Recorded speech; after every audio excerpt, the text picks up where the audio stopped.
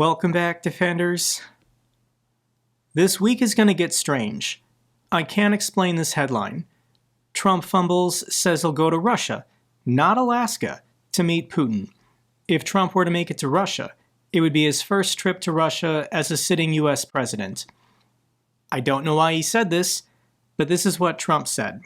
Emergency.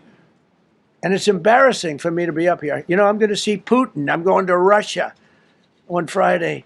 I don't like being up here talking about how unsafe and how dirty and disgusting this once beautiful capital was. The purpose of this press conference was Trump announcing he is taking over the DC Police Department.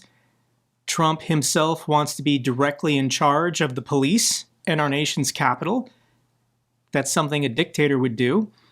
But he didn't just say it once. He said it twice, that he's going to Russia. Yes. It's going to be a big thing. We're going to Russia. That's going to be a big deal. What happens, happens. I'll let you know what happens. You'll be the first to know. I'll be calling the European. There was no clarification given why twice he said he was going to Russia to meet Putin, when Trump himself announced he was going to Alaska.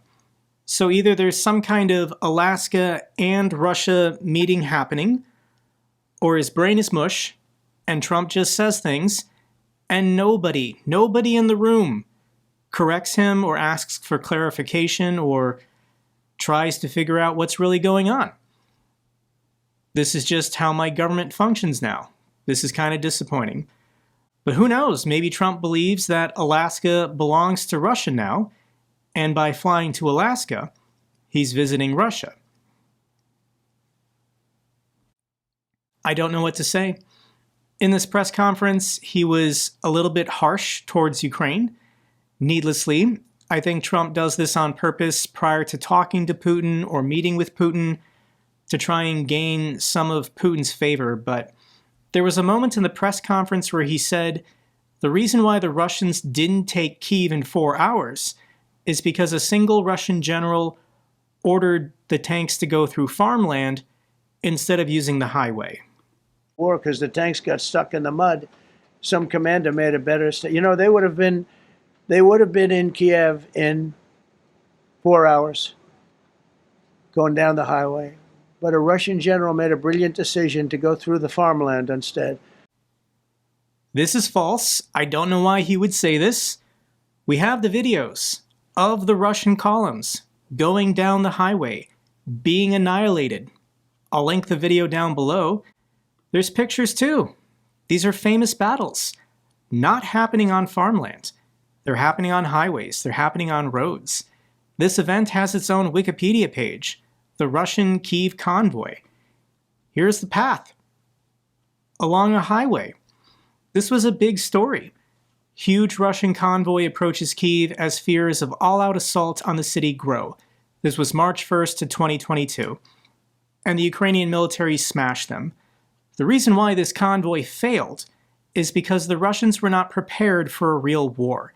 Zelensky was supposed to flee the capital, he was supposed to accept that helicopter ride, and the capital city was supposed to surrender. They never prepared for a real war. They didn't even tell their own soldiers what they were doing when they crossed the border.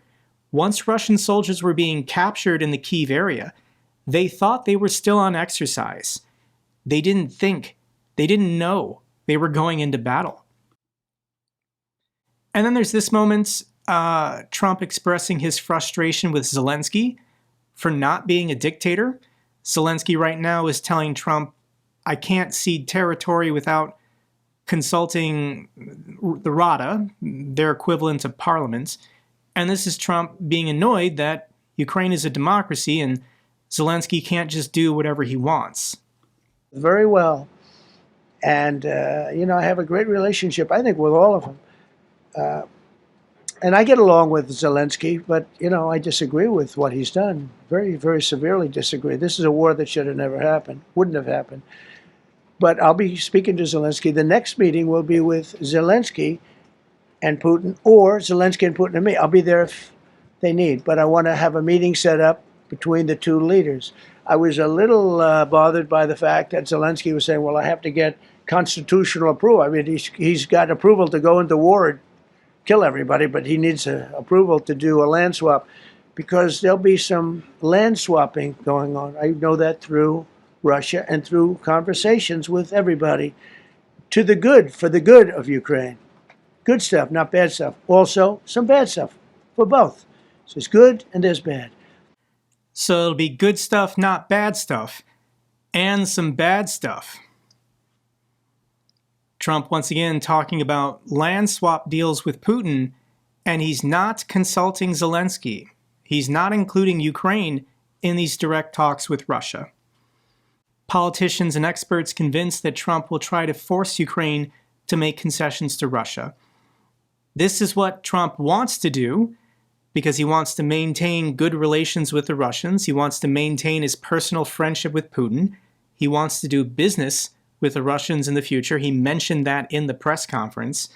So yes, he's oscillated back to attacking Ukraine and saying this war is Ukraine's fault, and Ukraine needs to negotiate, otherwise it will never end.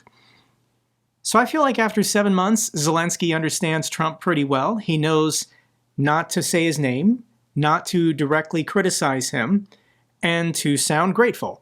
So this is the language that Zelensky is choosing to use. Ukraine will not let Russia deceive America. It's the Russians who are trying to play Trump. Here is more of President Zelensky. Today there was a report from the intelligence and military command on what Putin is counting on and what he is actually preparing for, including military preparations. He is definitely not preparing for a ceasefire or an end to the war. Putin is determined only to present a meeting with America as his personal victory and then continue acting exactly as before, applying the same pressure on Ukraine as before. So far, there is no indication whatsoever that the Russians have received signals to prepare for a post-war situation. On the contrary, they are redeploying their troops and forces in ways that suggest preparations for new offensive operations. If someone is preparing for peace, this is not what he does. We continue to keep our partners informed about the real situation on the battlefield, in diplomacy, and in Russia's planning for future actions.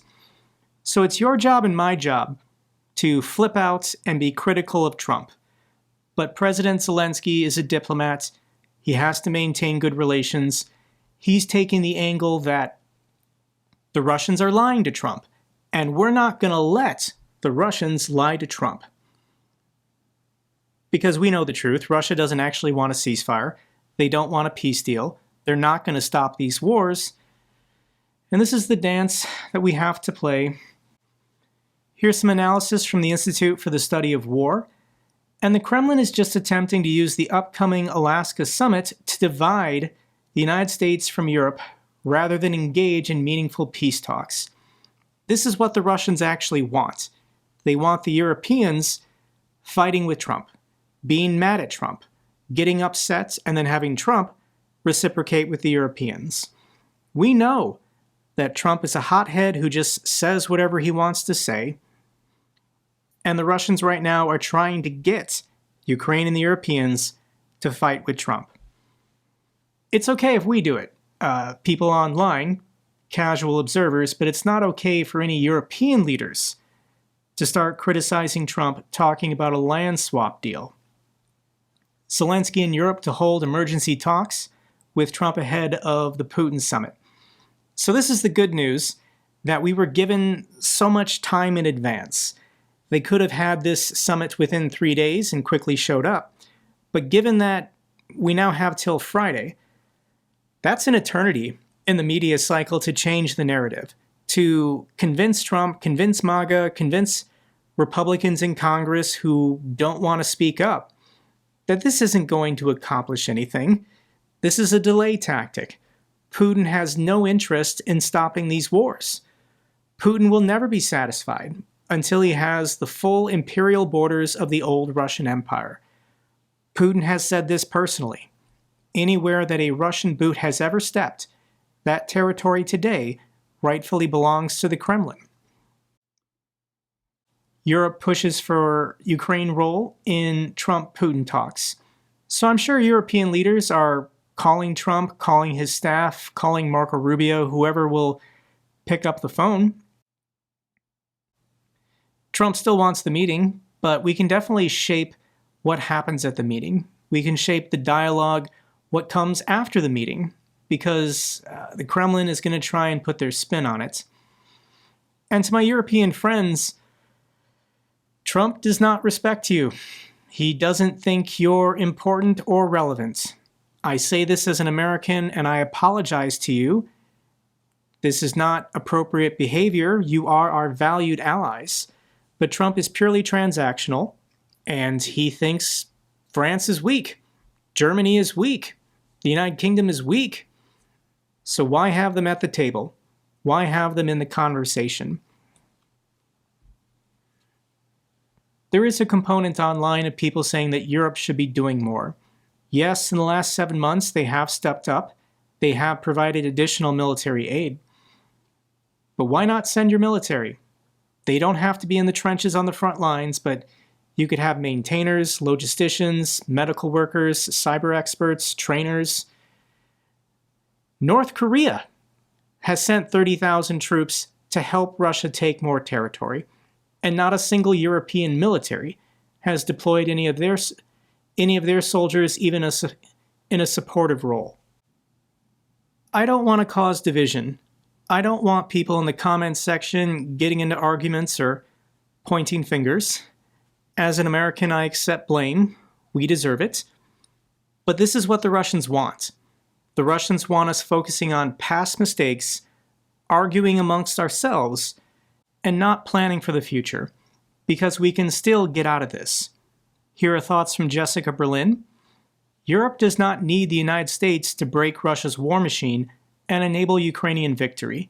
Europe needs its leaders to find their proverbial balls and finally do their job, protect Europe. The economy of the European Union is 10 times greater than Russia. If the political will is there, they can easily win this war. And they must, to save me as an American, because we're going to be fighting our own war the next 3.5 years to stop whatever it is Donald Trump is trying to do. This is the good news. This is Mark Ruta. Weapons will keep flowing to Ukraine even if Trump cuts a deal with Putin in the upcoming Alaska meeting. So this is nonsense, this meeting happening, because Russia would never agree to stop the war without frozen assets being returned and all sanctions being lifted. And you can't do that without Brussels. You can't do that without London or even Kyiv. And the Europeans certainly are never going to agree to anything when they were not even included in the discussions. And the aspect we might not be considering is the Russians, because this is not a guarantee that this meeting is going to happen in 5 days, and Putin might be the one to cancel it. Here is Margarita Simonyan. She's the head of RT News. This is what she says. We can't say with even 50% certainty whether this meeting will happen at all, let alone what will come of it. We'll just have to wait and see. On one hand, that's quite unsettling because, well, unpredictability isn't very pleasant for an adult. It's fine in youth because you're young, but on the other hand, it makes things more interesting. In our profession, there's definitely no shortage of things to do. Just keep on with commenting. You barely finish one comment, and before you're even finished, what you've commented on has already changed 180 degrees. What a remarkable time we live in. Yeah, the last 7 months, the news cycle has been different than the previous 3 years. I wonder why. And here's Solovyev on Kremlin State TV. This is the latest clip from Russia Media Monitor. Solovyev and his guests discuss Putin's upcoming trip to Alaska. And Solovyev just makes fun of Trump all the time now. He doesn't really take him serious. This is what they're saying. The entire clip is 12 minutes. I'll link it down below, but here's a highlight. If you step out on Friday in a big city, you think, what is happening? Is there really a war underway someplace? Yes, it is, and it's a terrible war. This has to be understood very quickly. Unfortunately for everyone, it won't end with a meeting in Alaska. This should be understood. It's because it's the interest of the Europeans for this war to exist. Therefore, even if Trump says this is your problem, Europeans will still be there. Once again, we will have to explain to Europe who they are and what they are. This must be the fate of a generation of Russian people. This war isn't over. The enemy has many people. They also have reserves. They have weapons, deliveries are constantly coming. Europe's military-industrial complex is fully working for them. We should understand that no one is planning to say, "Well done, Trump, we'll make a deal and see it through." No. If anyone thinks it will all end by September 3rd, don't delude yourselves. Pardon me, I will say something unpopular. This war is for a long time. As for Trump, how is it going with Greenland? Is everything good with the Panama Canal? Uh-huh. But he dispatched 2 submarines after a post from Dmitry Medvedev. I'm even afraid to ask, where did they go? Comrade General, should we be afraid? No, we certainly should not be afraid of Trump. I don't know what our president and Trump may agree upon on August 15th. There isn't likely to be a shift, much less a breakthrough. So here are the Russians on Kremlin State TV saying this meeting is pointless. Even if Putin and Trump agree to something, the Europeans and Ukraine never will. So the war is going to continue. That is accurate analysis. So here's the alarming headline from the battlefield. According to Deep State, Russians breach near Pokrovsk, cut highway toward Dobrovila in the Donetsk Oblast. This is the salient that opened up over the last 2 or 3 days. Obviously, the city of Pokrovsk is surrounded on 3 sides. But to a certain extent, this is kind of the strategy. The Russians are occupying tree lines in open fields, small villages where every house has been destroyed. And the Ukrainians are in a city of 60,000. They're the ones with all the apartment buildings and basements and underground structures to protect themselves. So this is a kill zone. The purpose of what Ukraine is doing right now on the battlefield is not to overwhelm the Russians and retake territory. They don't have the resources for that. They're trading land for time. This is what the war has been about for 3.5 years. If you guys also watched Dennis Davidoff, he kind of called me out in the last video. Dennis, I love you. I know you also watch my videos. But when you think about the history of warfare, 3.5 years, the Russians started here and will be incredibly generous and say they made it this far. 60 kilometers. More like 40. More like 34. The Russians are moving forward at a rate of less than 1 kilometer per month. So this isn't significant. If the Russians take Pokrovsk, then it's on to the next mid-sized town that they'll have to lay siege to. If the Russians take Konstantinivka, then it's on to Kramatorsk, it's on to Sloviansk. Is this going to take another 3 years? Another 4 years? Russia's on the clock with their economy. Russia's on the clock with their own people putting up with this tyranny.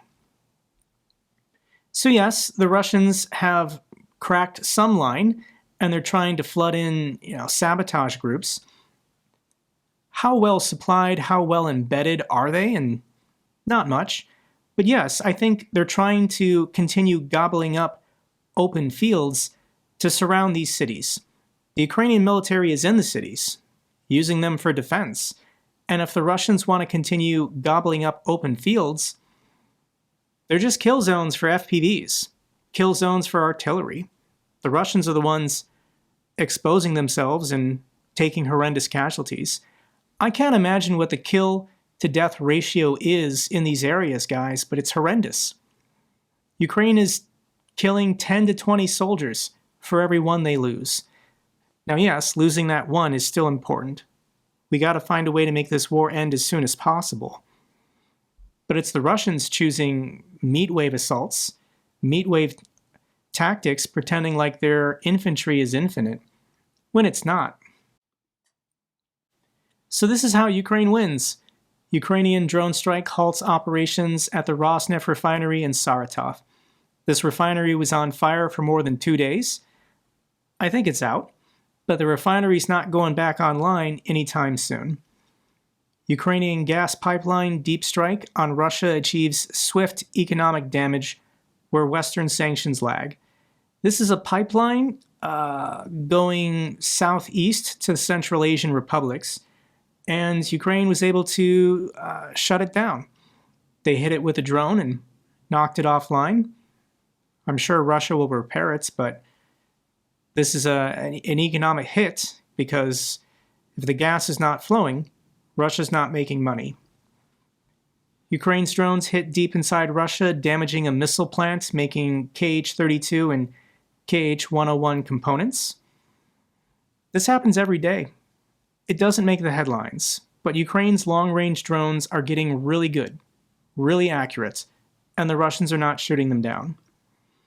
There's also the attacks on the rail lines. This is the Rostov and Krasnodar regions, and this is almost daily. Something is sabotaged to make the trains stop. If Ukraine can find a fuel car, they'll hit the fuel cars. And yes, this is greatly degrading the performance of Russia's frontline soldiers when they can't get their supplies by rail. Internet blackouts driving Russians and businesses back to using cash. This is partly the government shutting down internet and electricity to try and stop Ukrainian drones, but it's also just their civilian infrastructure collapsing. There are rolling blackouts and brownouts and internet outages all across Russia, almost daily. So Russian citizens are pulling their cash out of banks, and they have to do all their day-to-day business with paper currency. It's pretty bad. Russia's VTB bank faces collapse in lending income as war pressures mount. Russia's second largest lender, VTB, is grappling with deepening financial strain amid a surge in loan defaults. The state-owned lender's net interest income, the difference between earnings on loans and interest paid on deposits, plunged 49% in the first half of this year. So all of Russia's banks are currently having a cascade of defaults, and they need bailouts. The assets on their books are toxic, and the Kremlin has to buy them. This is going to be a big story in the next month or two, but I think by September, Russian banks are going to formally ask the Kremlin for huge bailouts. But this is every industry. 1 in 5 Russian developers at risk of bankruptcy as mortgage costs continue to soar. Nearly 20% of Russia's private property developers at risk of bankruptcy due to plunging sales driven by high mortgage interest rates. It's going to get bad over the next 6 months, guys. We're going to watch it together. Russian strikes on Azerbaijani energy sites in Ukraine may reportedly push Baku to arm Kyiv. So the Azerbaijanis and the Russians are currently fighting. Their bad relations kind of go back to last December when the Russians shot down one of their commercial airliners. And things just keep getting worse, but apparently the Russians have been targeting Azerbaijani energy interests in Ukraine, and this has Azerbaijan upset. And the Kremlin doesn't care. Kremlin mouthpiece threatens new special military operation in Azerbaijan. This is SOLV threatening to invade Azerbaijan once they take everything they want to take in Ukraine. Yes, I think someday, like if Russia succeeded in taking Ukraine, Moldova, and the Baltics, they would go down to the Caucasus and finish them off. This is about empire, and eventually Moscow is going to want Azerbaijan's natural resources and to subjugate their people. Final clip I want to play for you guys is from a content creator, Joey Cantino, and I saw his short online, and I thought this was a really good idea. If you're American, if you're a resident of Alaska, and you have the free time, it'd be amazing if you could show up along the driving route for Vladimir Putin once he lands in Alaska and wherever this meeting is taking place, and show your support for Ukraine. People in Russia are not allowed to protest. Putin never sees anyone protest. So this is Joey's idea, and I thought it was brilliant. Let me share this with you. If you live in Alaska, I need you to do something very important. One, I need you to go on Amazon, and I need you to buy a Ukrainian flag. Two, I need you guys to turn whatever airstrip that Vladimir Putin's coming in on, any area that Vladimir Putin's going to be, I need you to turn it into a sea of Ukrainian flags. I mean so many Ukrainian flags that when Putin lands, all he's going to see is just yellow and blue. We need to turn that state into a representation of what Putin has been attacking every single day. Because up until this point, he doesn't see protesters. He doesn't see people standing up for Ukraine. You guys can make a major difference. Get the flags, get outside, go across the entire route that he's going to be driving. Let him know what he's doing is horrible and that the rest of the world, even on the far ends of the United States, that you guys support Ukraine. I love it, and we all have 5 days to prepare for this. There is an organization called Stand Up Alaska. They're planning to protest Putin once we know where he's landing and what his driving route is going to be and where this meeting is going to take place. I'll put these links down below if you want to sign up and get updates and information, but I thought it was a good idea and I wanted to share it. That's all for this update video. Glory to Ukraine, glory to the heroes. If you found this video informative, give me a thumbs up. Best way to support the channel. Comments and questions, let me know down below. I love hearing from you guys. Till the next video, keep defending the truth, keep defending democracy.